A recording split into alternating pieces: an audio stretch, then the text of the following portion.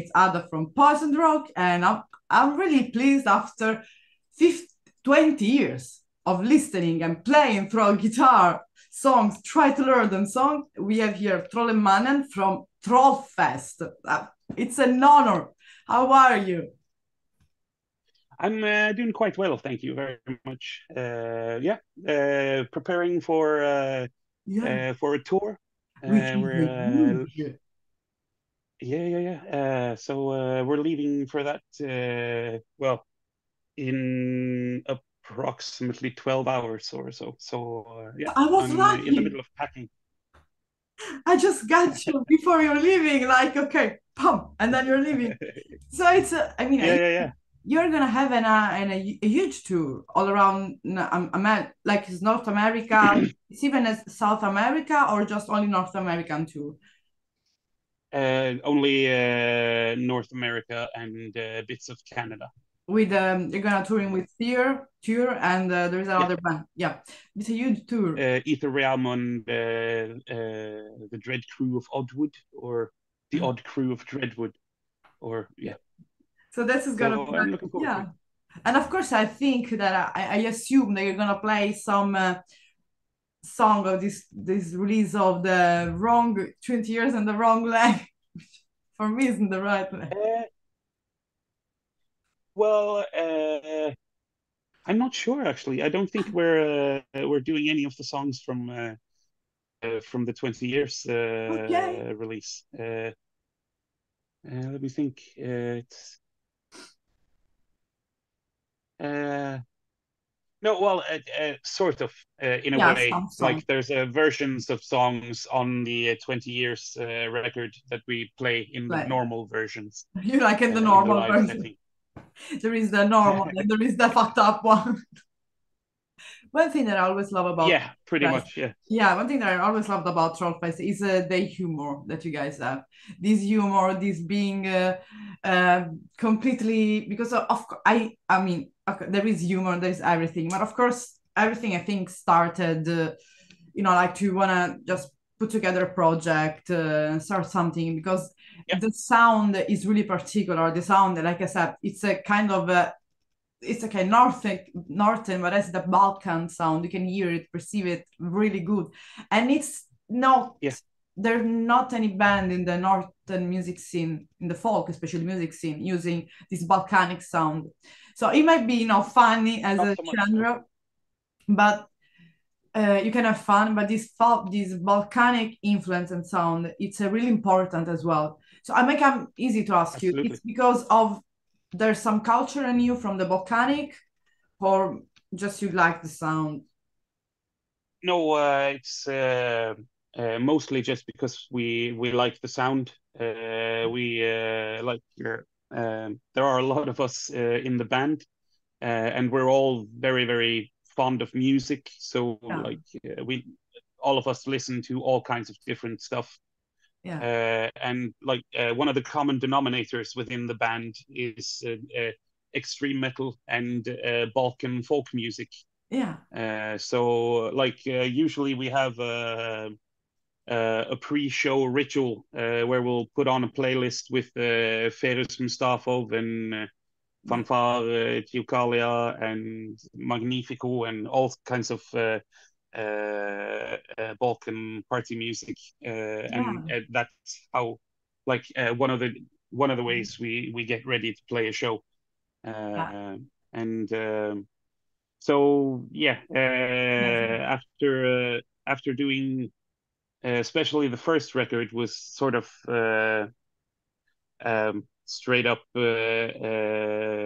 But folk folk, metal with yeah, oompa influence and everything. But then on the second record, we managed to sneak in like a tiny Balkan hint here and there, and yeah, then obviously on the third record we went yeah, full out. sure. Yeah, Uh, and yeah, yeah, basically trying our best to play folk metal, but have the folk bit be Eastern European folk music and yeah. Greek folk music Even Greek. instead of There is the. this sound that Hmm? even in like the Greek component is only like the Balkanic is only in the sound of it, because sometimes like for example, I'm Italian. We don't have a huge knowledge sometimes, even of English itself.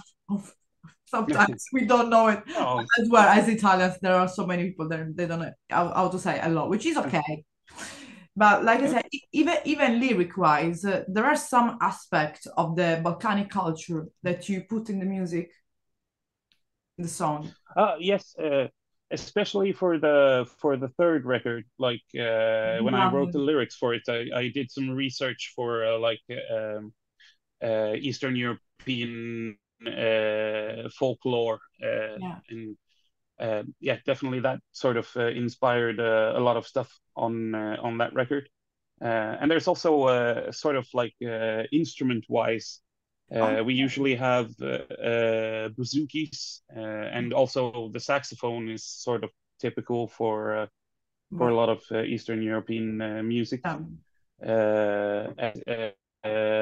yeah, same like percussion-wise, we try to include darbukas and other sort of Eastern European yeah, instruments. but always keep it like with a smile, because that's what it's Absolutely. because Well, sort of our main motivation for the whole project since day one has been to entertain ourselves and have a good time. So like yeah, way back when we started it, well, the whole thing started with me and Mr. Seidel yeah, just hanging out at his place, and then getting tired of all of his music. So we decided to make some music of our own to entertain ourselves with. And then a couple of friends came to the party as well, and just they really liked it as well. And so it kind of became almost like a running joke where we would yeah, try take to make some advantage. stuff, and yeah, when we had the time, we would work on it and try to make it cool. And then all of a sudden, out of nowhere, we got offered a record deal with a German record label. Yeah, And when we were done laughing about that, we decided, well, why the fuck not? And so we signed the deal, did the first record, and yeah, the rest is semi-history. yeah, it is because, like I said, there is a as well, like you mentioned, you did some own research. So we have, like the fun part, the fun part, but there is as well behind it kind of a research in the music and the lyric wise. So we see all the time, like you've been playing Eurovision, you have these amazing songs which are really fun, especially in the 20 years of wrong lane, which I still don't believe. Still, I want to ask you, why do you think that you are in the wrong lane and not in the right one? Well, it's I don't know. It's kind of it's kind of to be a little bit to be funny, but also Yeah, because it's like our whole career has in some ways been yeah, driving in the wrong lane sort of thing with for instance, the Eurovision thing. Like, yeah, we're not really a band that belongs on yeah. Eurovision. Uh, and it's a stupid thing to do, because that's not really something that gets you a lot of respect within the metal community. Well, And then when you do it, there's also, you could possibly get some respect from the Eurovision community, but then we added screaming and blast beats just to make sure that didn't happen. And your core, uh, huh? because you wanted to keep it your own core essence. Well, yeah, we thought it was hilarious, so Yeah, so we did that, and yeah, to top it off and make sure that the few of those who might like both Eurovision and metal yeah, wouldn't like what we're doing, we dressed everything up in pink, yeah. That's so that it what wouldn't for me. be black and cool. Yeah, So yeah, we're kind of we're constantly shooting ourselves in the knee. But it's I mean, yeah, Eurovision, it's a kind of something that it's mainly for, let's say, pop music, commercial music. But we saw nowadays, especially, having even some good metal band inside it. Let's say a more alternative Yeah, than metal. That's good. I'm not about absolutely. the Italian one. I don't like it. But we just give respect to the music scene. Let's say like that. We don't want to.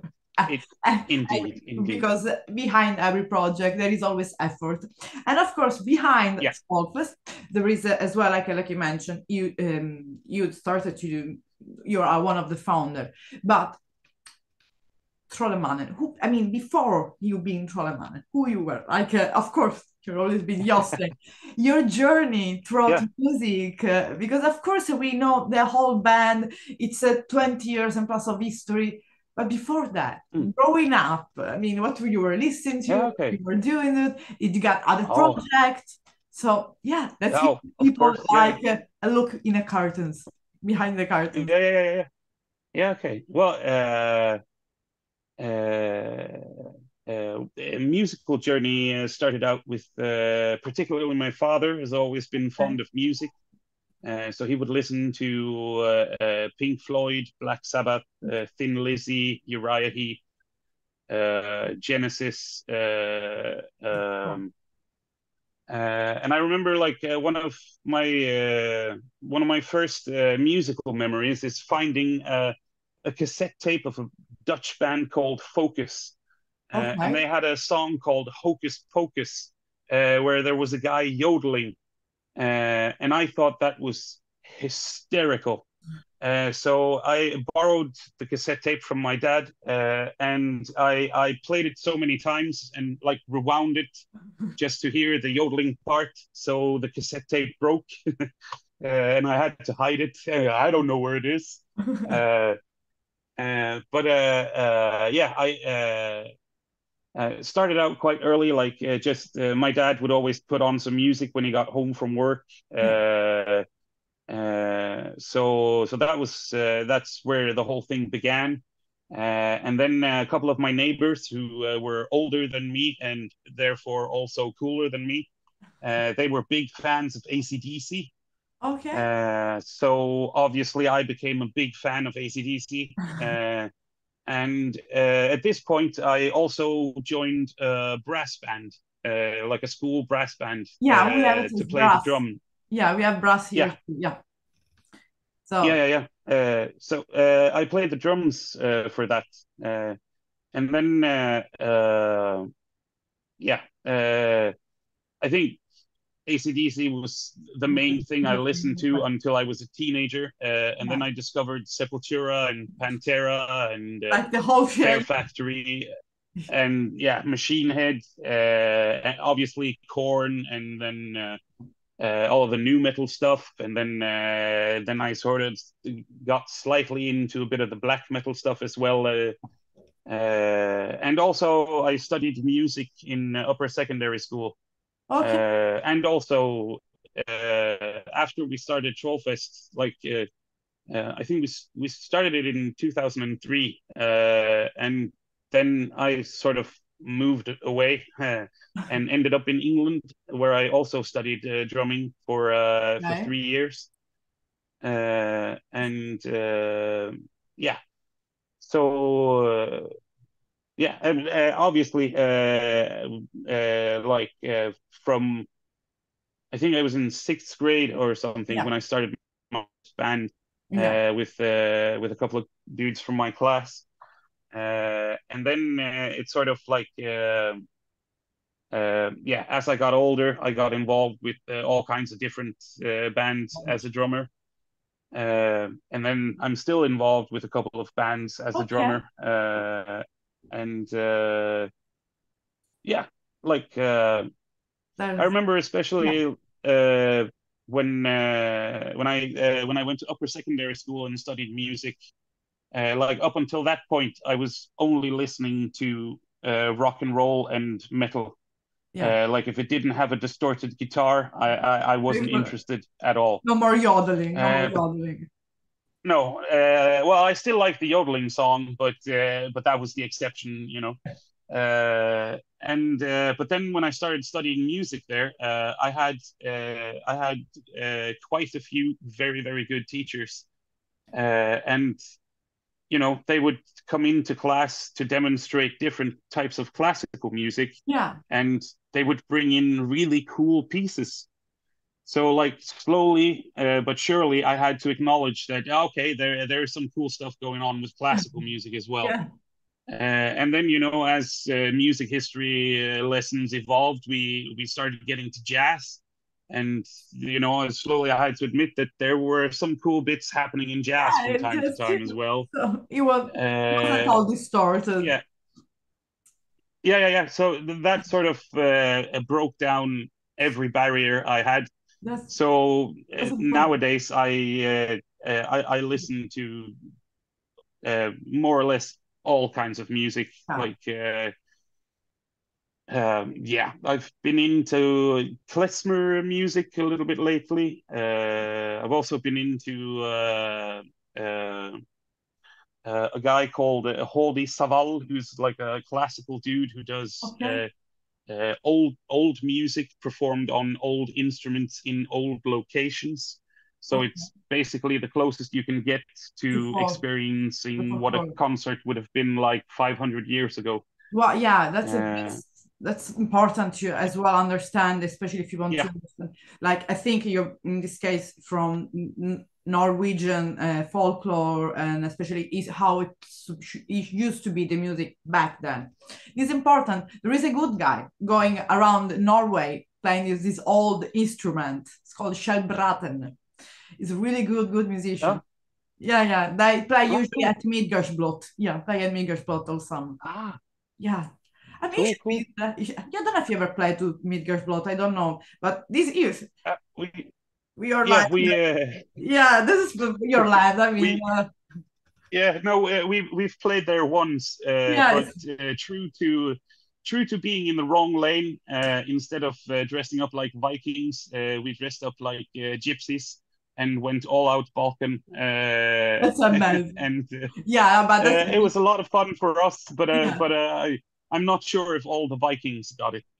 I don't know. I think Uh, I know that people know, like most recently, let's say, so the last couple of years, let's say that the Viking scene is getting less and less and less and less attraction. We are more going more to the folklore, real, like for the native land. This important. This is good. yeah, This is good because we have a lot of. I can even took some. I'm from Sicily. I can even took some Greek or Roman lyre and go to play somewhere. Could be nice to do, but of course, I think there are already people doing that. So you already, yeah. but Most likely, yeah, but there's always more music yeah, behind but the music. yeah, but please, I can't stand to those bands singing about the Roman Empire. Just please, just bring those beautiful ballads of funny songs. Play at the court. We don't want to always hear about battlefield. We need some happiness. But that's Indeed, indeed. that's why Trollfest always played, especially in my growing up, this kind of no, happiness. I mean, for me, it was really having afternoons to try to find out to play in Eden Grotte. I still, I will send you. I have some video. Maybe I will send you one because I'm terrible at it. But that was a song that we had even a competition because here Oh, you had in Sicily a huge fan base. So you have even the most, let's say, virtuoso guitarist trying playing in Eden Grotte and everywhere. That song became like a competition. Yeah, we had this going on in a oh, venue. Yeah, that's pretty cool. yeah. But of course, like I mean, the official last album, let's say that the full length, it's a Flamingo Overload. Let's say Yeah, this flamingo went really like it was a kind of fashion in the trophies. It was like something that really eats you, the flamingo. So I mean, you could pick up even a pigeon. Why did you pick up a flamingo instead of a pigeon, for example? well, I think if I remember correctly, the whole thing started when we were on tour. Uh, and like usually when we send demo tapes around to each other to figure out if this is something we're gonna use or not, Yeah. All the songs get silly, stupid names. And I think we had sort of, well, I can't remember exactly where it came from, but somebody Yeah. said Flamingo Overlord.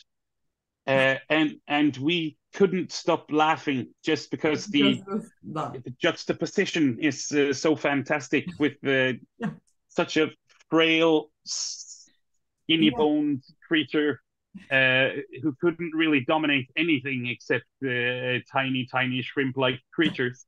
And the thought of that being like a vicious, dictatorish overlord going around deciding everything and being the top dog Yeah. basically. It was it made us laugh for a while, and then it kind of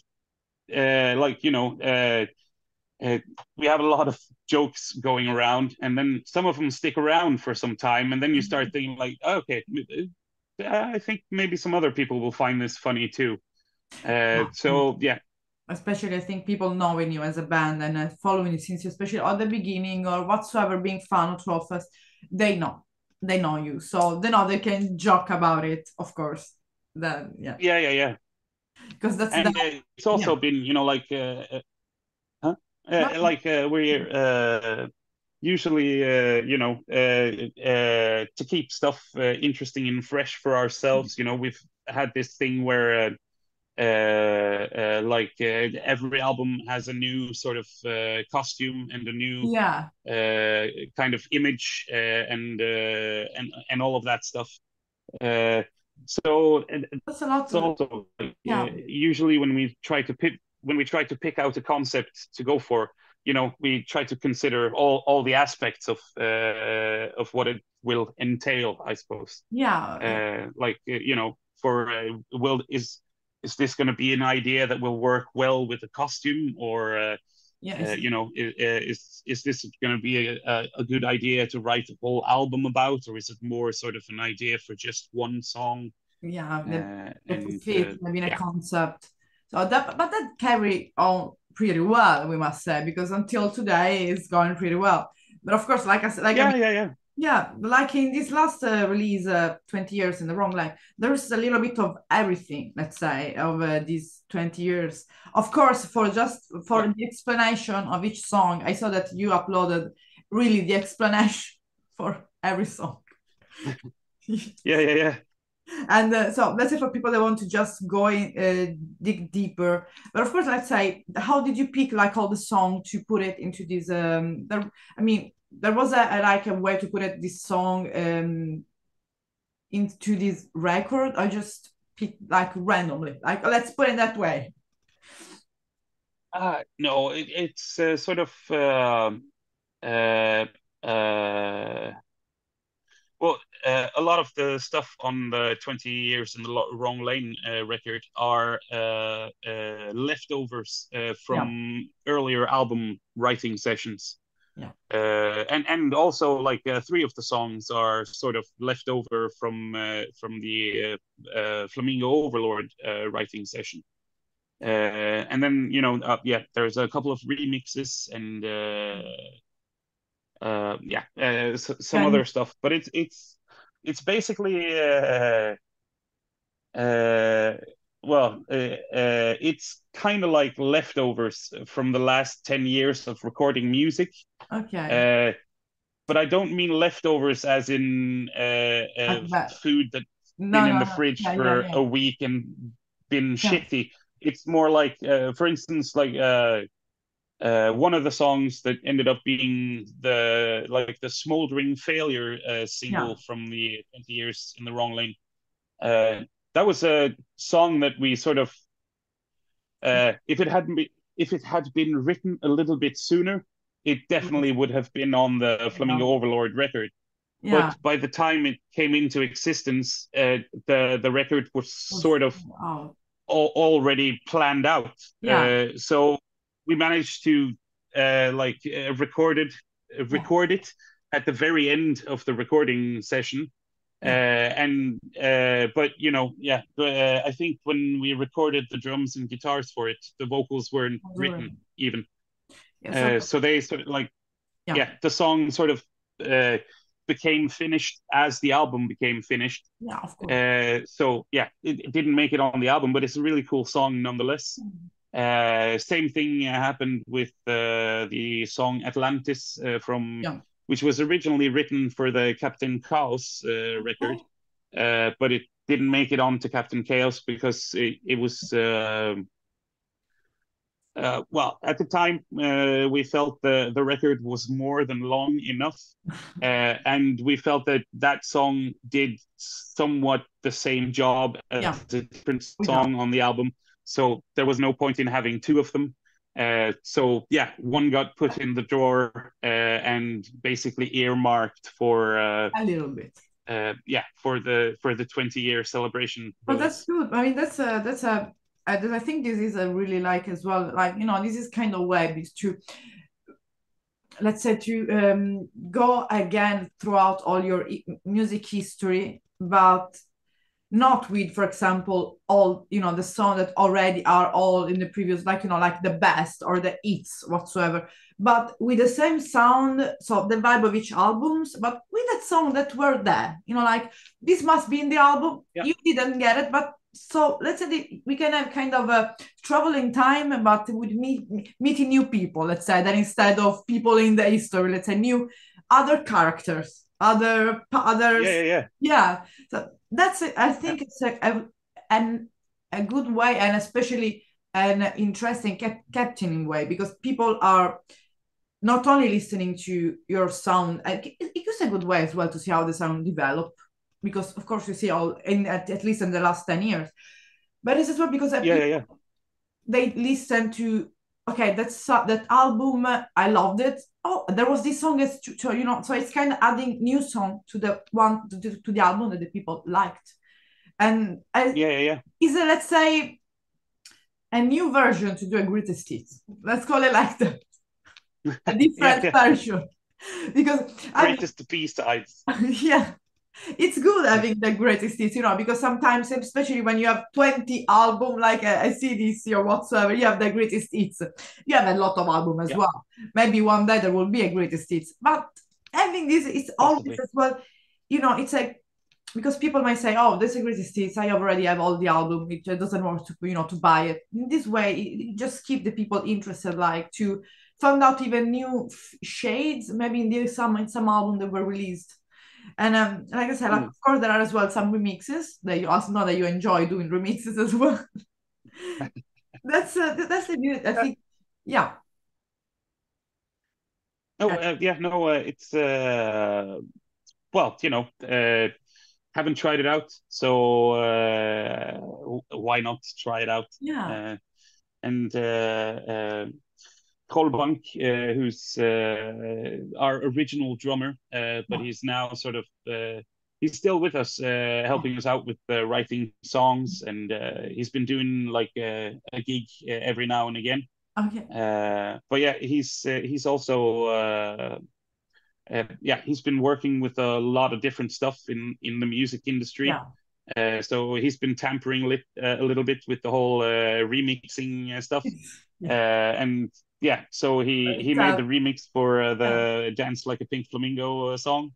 And we thought it was kind of cool, so why not stick it on there? I mean, indeed, yes. You just have fun as well. I mean, that's the whole point of not only of listening music, but always life. We are so full of negativity in the world. When we listen music, I can understand we should have as well some melancholic music. I was okay, but especially when you wake up, I don't get it when people already start to listen melancholic music when you wake up. I would be like depressed all day. You just need you know, to wake up and have a boost, but even during the day, because I think that TROLLFEST music is for me, at least as a woman, is danceable. I don't know if a man can dance as well. It depends. At least I'm speaking for as a woman, so that it's fun, and I really this tour anyway that is inside is gonna start. It's gonna cover all United States. So let's say the north part and a little bit of Canada.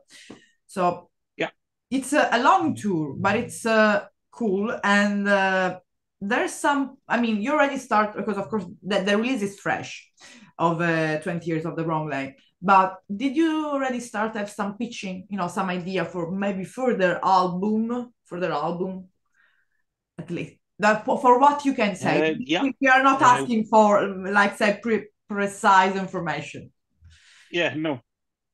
Yeah, no, I can't go into details about it, obviously. No, of course. But there are already quite a few songs floating around that we're working on. We're also I think we're about 99% sure about what the concept is going to be for the next album as well. But these things are well, yeah, important, obviously, but also, like, in